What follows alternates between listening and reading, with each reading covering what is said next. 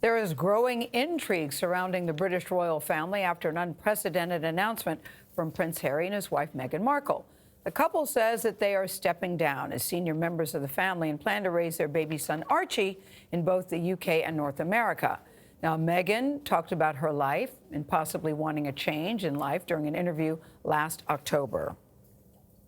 It's not enough to just survive something, right? Like, that's not the point of life. You've got to thrive, you've got to feel happy, and I think I really tried to adopt this British sensibility of a stiff upper lip. It has its, advantages, I guess. I really tried, but I think that what that does internally is probably really damaging. Tina Brown is the author of the Diana Chronicles. She has covered the royal family extensively. Good morning to you, Tina Brown. Good morning. Well, the tabloid headlines, the newspaper headlines in Britain are very harsh about this decision. Yeah, it's a big wowza. It really so what is your take? Well, she's being eviscerated. Yeah, of course, that doesn't seem UK. fair. They both are. My feeling is, honestly, I think I may be not common in this view, but I kind of think that she's ripped off, they both have, sort of ripped the Band-Aid off earlier than anybody quite expected. To me, this was inevitable, this direction that they've moved in. But I thought it might come in 2 years, 3 years. I'm quite surprised that it happened at such warp speed. But all of the signals coming out of the palace for the last 6 months have been an accelerated pace of consolidating where the royal family is going to be post the death of the Well, there's so much talk, though. There's so much talk about the Queen and the palace being blindsided. Yeah, that's the reporting in the paper. That's the reporting. You think that's true? Yeah. I don't think that's true. You don't think it's true? I actually don't think it's true. I find it very hard to believe that the palace, the Queen, didn't have some idea or some knowledge that this was coming and that this was going to be coming the way that it's unveiled. I think the Queen very surprised by their reaction. Fully aware that this sabbatical that they were taking was really about thinking whether they wanted to be in or out. They went away to think that through, and I'm absolutely sure that the royal family knew that that was the case. I think that where they may have been surprised was the timing of the announcement before all the details have been properly worked out, because there are a lot of, quote, details. I mean, you can't really step back. I mean, do you remember in the 90s when Princess Diana made that famous speech? I think she was at a charity somewhere, and she said, I'm going to now retire from public life and for, quote, time and space. And of course, you can't get time and space. You can't be a part-time global celebrity. You're in or you're out. And I think that's going to be the difficult part. I think that desiring to have their own life is absolutely probably the right decision for these two people. You can't really be a part-time prince, so to speak. It's hard to be a part-time prince because of all the issues of the Commonwealth funding the tours, which they say the government funding those Commonwealth tours, which they obviously want to continue to be able to do. The house on Frogmore where they live. The funding that they get from Prince Charles. When they say they're going to work to be financially independent, when they're going to work to be, what does that mean, do you think?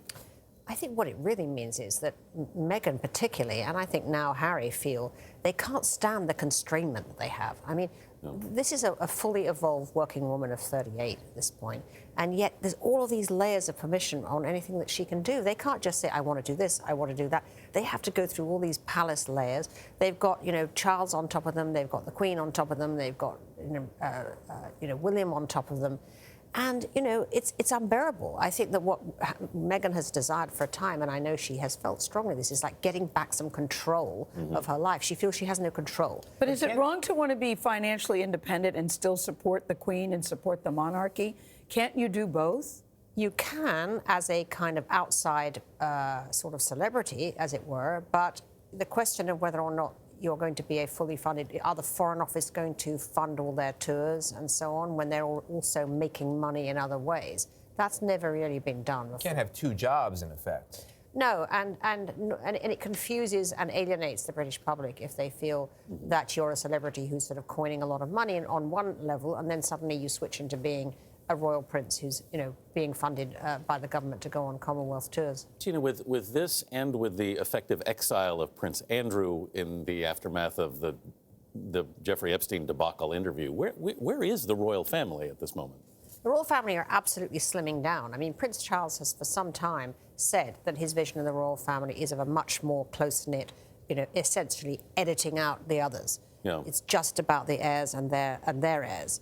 that's what they want. And in fact, there was a very, I thought, telling photograph, telling incident over Christmas, the Queen Christmas message, where people always decode the photographs on her desk. Yes. You know, 2018, you saw pictures of Harry and Meghan getting married, and her granddaughter Eugenie by Prince Andrew's daughter also got married. Picture on the desk.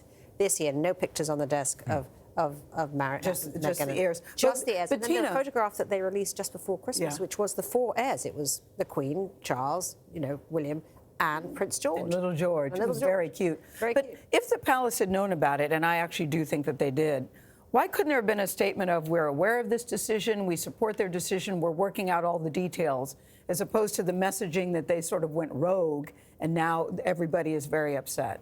It could have been messaged very differently. Well, I think, in the moment, people are aggravated. I think that they do feel blindsided a little bit. Not by the decision, but by the fact that it dropped like a hand grenade into the space, as it did this week.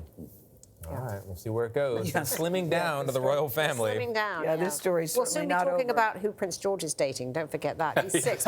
It's coming We'll up. be back. 10 years. Yeah, it's It'll all all. be about that. Tabloids start That will be early. the conversation. All right, Tina, thank you very much. We appreciate it.